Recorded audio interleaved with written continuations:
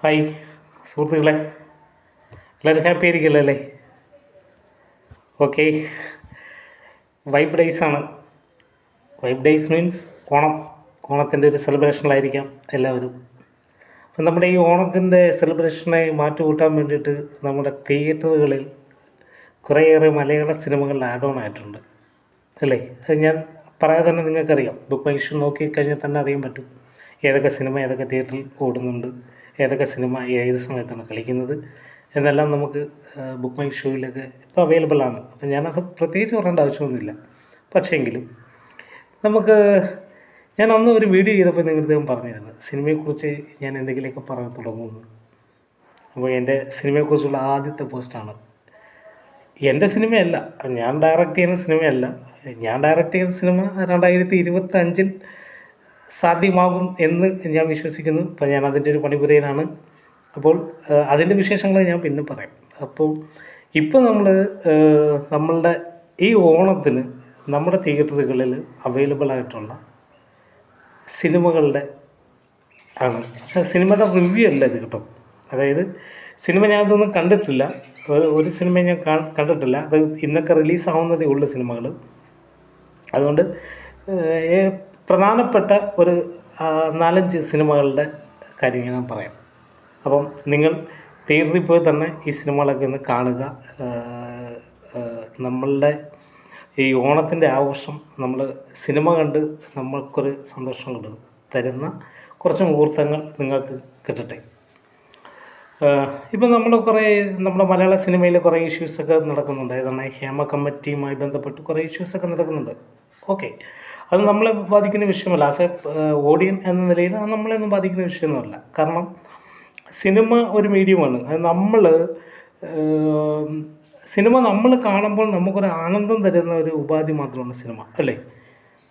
അങ്ങനെ കരുതുന്ന ആളാണ് ഞാൻ. കാരണം അല്ലാതെ സിനിമ കൊണ്ട് നമുക്ക് സമൂഹത്തിന് വലിയ സംഭവമാണോ എന്ന് വെച്ചാൽ അങ്ങനെയൊന്നും ഇതൊന്നും ഉണ്ടായിട്ടൊന്നും ഇല്ലെന്നേ. അങ്ങനെയൊന്നും ഒരു സംഭവമൊന്നുമില്ല അല്ലേ? ഒരു എക്സാമ്പിൾ, അതായത് നമുക്ക് നല്ല ദാഹമുണ്ട്, നമ്മൾ നല്ല വൃത്തിയായിട്ട് ദാഹിച്ചിരിക്കുകയാണ്, നമ്മൾ ക്ഷീണിച്ച് നോട്ടം ഇങ്ങനെ പോകുകയാണെന്ന് കുടിക്കുമോ? അപ്പോൾ നല്ല ദാഹമുണ്ട്. അപ്പോൾ നമ്മളൊരു ജ്യൂസ് കടയിൽ കയറുന്നു, ഒരു ജ്യൂസ് കുടിക്കുന്നു, അല്ലെങ്കിൽ ഒരു നല്ലൊരു സോഡ നാരങ്ങ വെള്ളം കുടിക്കുന്നു. അപ്പം നമുക്ക് കിട്ടുന്ന ആ ഒരു സംതൃപ്തിയില്ല, അത് കുടിച്ച് കഴിയുമ്പോൾ നമുക്ക് കിട്ടുന്നൊരു ആനന്ദമുണ്ട്. ആ ആനന്ദമാണ് നമ്മളുടെ ആ നാരങ്ങ വെള്ളം അല്ലെങ്കിൽ ആ ജ്യൂസ് കുടിച്ചതിൻ്റെ ബാലൻസ് എന്ന് പറയുന്നത്, ബാക്കി പത്രം എന്ന് പറയുന്നത് ആ ഒരു ആനന്ദവും നമ്മളുടെ ആ ഒരു സംതൃപ്തിയാണ്. അതേപോലെ തന്നെയാണ് നമ്മളൊരു സിനിമ കാണാൻ പോകുമ്പോൾ ആ സിനിമ നമ്മളെ എങ്ങനെ എൻ്റർടൈൻ ചെയ്യിപ്പിക്കുന്നു, അത്രയേ ഉള്ളൂ. അത് അവിടെ കഴിഞ്ഞു. അത് നമ്മുടെ ഒരു സംതൃപ്തിയുടെ ഒരു ഭാഗമാണ് സിനിമ കാണുന്നത്. അപ്പോൾ അതിനകത്തു നിന്ന് ലഭിക്കുന്ന ആ ഒരു സംതൃപ്തി അത്രയേ ഉള്ളൂ. അല്ലാതെ സിനിമ നമ്മുടെ ജീവിതത്തിൻ്റെ ഒരു വലിയ ഭാഗമായിട്ടൊന്നും പ്രേക്ഷകം കൊണ്ട് നടക്കുമെന്ന് എനിക്ക് തോന്നുന്നില്ല. അങ്ങനെയുള്ള പ്രേക്ഷകമൊന്നും ഇല്ല. പിന്നെ നമുക്ക് പറ്റിപ്പോകുന്ന അബദ്ധങ്ങളെന്ന് പറഞ്ഞു കഴിഞ്ഞാൽ, ചിലതിനെ നമ്മൾ വിഗ്രഹങ്ങളാക്കി തലയിൽ കയറ്റി വെക്കും. ചില ആൾക്കാരെ അല്ലെങ്കിൽ ചില സംഭവത്തെ നമ്മൾ തലയിൽ കയറ്റി വെക്കും. അതിൻ്റെ ആവശ്യമില്ലല്ലോ. എന്തിനാണ് നമ്മളിപ്പോൾ ഒരു 150 രൂപ അല്ലെങ്കിൽ 200 കൊടുത്തൊരു സിനിമ കാണാൻ പോകുന്നത്.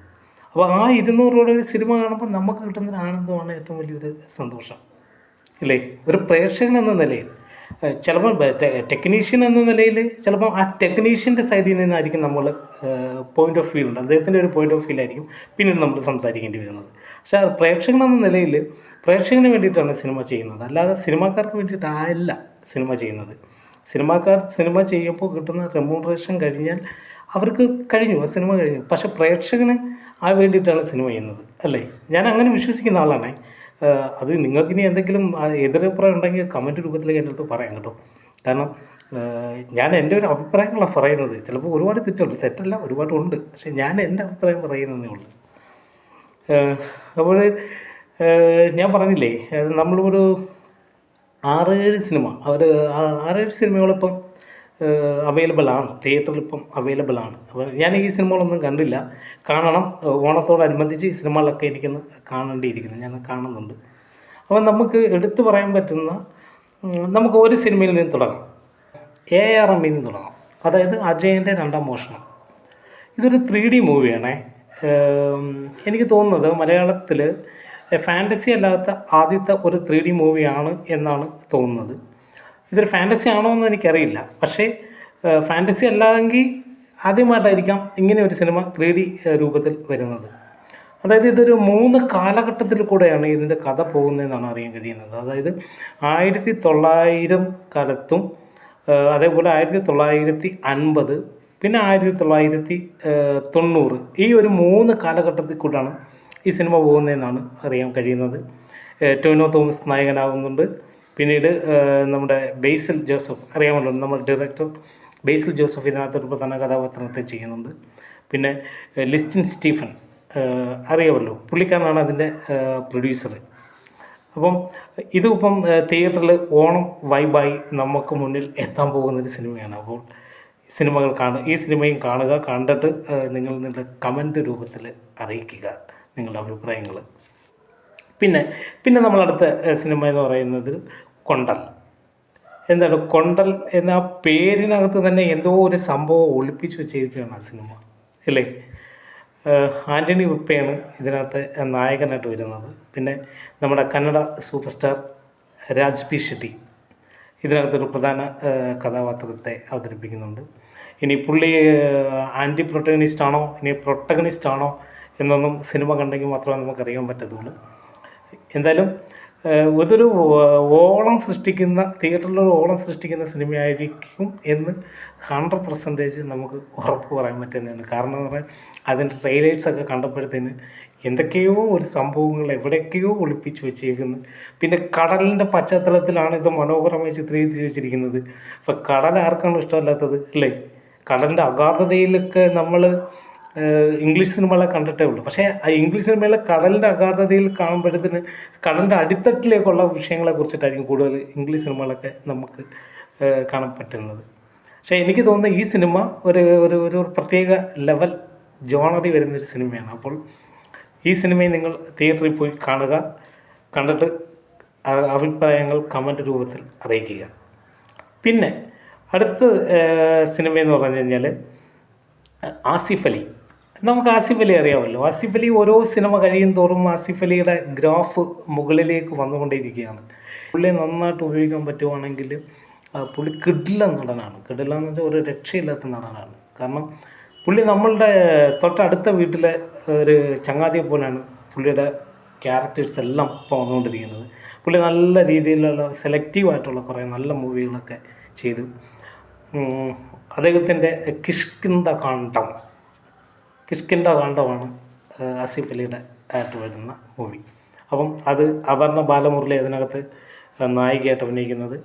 അപ്പം അന്ന് നമുക്കറിയാമല്ലോ, അപർണയും ആസിഫ് അലിയും കൂടെ തമ്മിൽ 1-2 സിനിമകളൊക്കെ നന്നായിട്ട് വന്നിട്ടുണ്ട്. അവരൊരു പ്രത്യേക കെമിസ്ട്രിയൊക്കെ വർക്കൗട്ട് ചെയ്തെന്ന എനിക്ക് തോന്നിയിട്ടുണ്ടത്. അപ്പം ആ സിനിമയും ഇന്ന് തിയേറ്ററിൽ അവൈലബിൾ ആണ്. അപ്പോൾ നിങ്ങൾ ആ തിയേറ്ററിൽ പോയി തന്നെ ആ സിനിമയും കാണുക. കണ്ടിട്ട് നിങ്ങളുടെ അഭിപ്രായങ്ങൾ നിങ്ങൾ കമൻറ്റ് രൂപത്തിൽ രേഖപ്പെടുത്തുക. ഓക്കെ. അടുത്ത മൂവി എന്ന് പറയുന്നത് വലിയ ഒരു താരപരിവേഷങ്ങളൊന്നുമില്ലാതെ വരുന്ന എന്നാൽ തിയേറ്ററിലൊരു ബോംബ് സൃഷ്ടിക്കാൻ കഴിയുന്ന ഒരു സിനിമ ആവാൻ ഒരു സാധ്യതയുള്ളൊരു സിനിമയാണ് നമ്മുടെ അൽത്താഫ് നായകനായി വരുന്ന ഇതാണ് പ്രതിഭ ട്യൂട്ടോറിയൽ. ആ പേര് കേൾക്കുമ്പോൾ തന്നെ എന്തൊക്കെയോ ഒരു ചെറിയ സംഭവങ്ങൾ നമ്മളൊരു നാടൻ പശ്ചാത്തലത്തിലൊക്കെ പോകുന്ന നാട്ടുമ്പുറത്ത് എന്തോ ഒരു സാധനമൊക്കെ ആവാം വരാൻ പോകുന്നത്. കാരണം ആ ഒരു ട്യൂട്ടോറിയലിൻ്റെ പേരും ആ ഒരു സംഭവം വരുമ്പോൾ തന്നെ നമുക്ക് പറയാൻ പറ്റും അത് ഒരു നാട്ടുമ്പുറത്ത് നടക്കുന്നൊരു സിനിമയാണ് എന്ന് പറയാൻ പറ്റും അത്, അല്ലേ? അതിനകത്ത് നമ്മുടെ ജോണി ആൻ്റണി ചേട്ടനൊക്കെ അഭിനയിക്കുന്നുണ്ട്. അറിയാം, ജോണി ആൻ്റണി ചേട്ടനെ അറിയാമല്ലോ. പുള്ളി കൊടുക്കുന്ന എല്ലാം കിടിലമാക്കി കൊടുക്കുന്ന ഒരു നടനാണ്. പുള്ളിയുടെ അഭിനയം തന്നെ ഒരു പ്രത്യേക രീതിയിലാണ്. കാരണം ഉള്ളിലാണ് പുള്ളി അഭിനയിക്കുന്നത്. എനിക്ക് തോന്നിയിട്ടുള്ളൂ ഉള്ളിനകത്തിരുന്ന് അഭിനയിച്ചിട്ട് മുഖത്ത് കാണിക്കുന്ന ഒരു മനുഷ്യനാണ്. കാരണം പുള്ളി ഉള്ളി പറയുന്നത് നമുക്ക് മുഖത്ത് കാണാൻ പറ്റുന്ന ആ ഒരു പാറ്റേണാണ് പുള്ളിയുടെ. അപ്പം പ്രതിഭ ട്യൂട്ടോറിയലും നിങ്ങൾ തിയേറ്ററിൽ തന്നെ പോയി കാണുക. അടുത്ത സിനിമ എന്ന് പറയുന്നത് ബാഡ് ബോയ്സ്.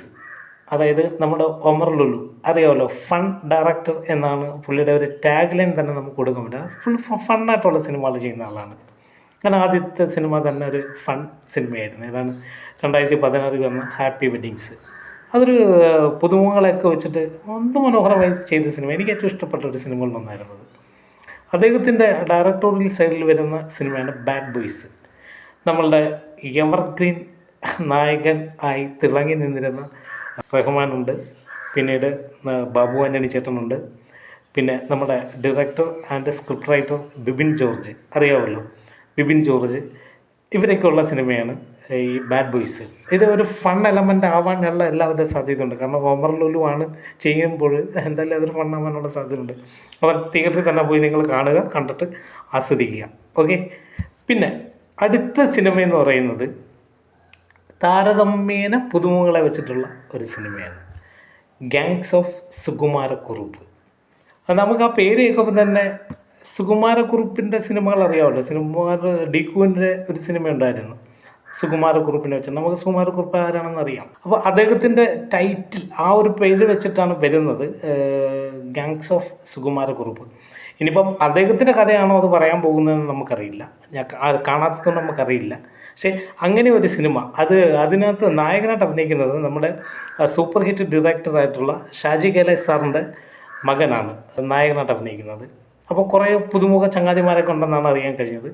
അപ്പം ഇതൊക്കെയാണ് ഈ നമ്മുടെ ഈ ഓണത്തിന് ഇപ്പം തിയേറ്ററിൽ അവൈലബിൾ ആയിട്ടുള്ള സിനിമകൾ. ഈ സിനിമകളൊക്കെ നിങ്ങൾ തിയേറ്ററിൽ പോയി കണ്ട് നിങ്ങൾ ആസ്വദിക്കുക. എന്നിട്ട് ഈ സിനിമകളുടെ എല്ലാത്തിൻ്റെയും വിശേഷങ്ങൾ നിങ്ങളൊരു കമൻറ്റ് രൂപത്തിൽ എനിക്ക് അയക്കുകയും വേണം. ഞാൻ എന്നിട്ട് ഈ സിനിമകളൊക്കെ ഞാൻ കാണുന്നുണ്ട്. ഇപ്പോൾ എനിക്ക് കാണാൻ പറ്റുന്നൊരു സാഹചര്യമല്ല, ഞാൻ ഇപ്പോൾ ചെറിയ തിരക്കിലായതുകൊണ്ട് ഓണത്തോടനുബന്ധിച്ച് ഈ സിനിമകളെല്ലാം ഞാൻ കാണുന്നുണ്ട്. കണ്ടിട്ട് ഇതിൻ്റെ അഭിപ്രായങ്ങളെല്ലാം ഞാൻ നിങ്ങളടുത്ത് അറിയിപ്പിക്കുന്നതായിരിക്കും. അപ്പോൾ ഈ ഓണം എല്ലാവർക്കും നല്ല കിടിലമാവട്ടെ, നല്ല വൈബാവട്ടെ, നല്ല ഹാപ്പി ആയിരിക്കട്ടെ എന്ന് ആശംസിക്കുന്നു. ഏവർക്കും നന്ദി. ഓക്കെ, നമസ്കാരം.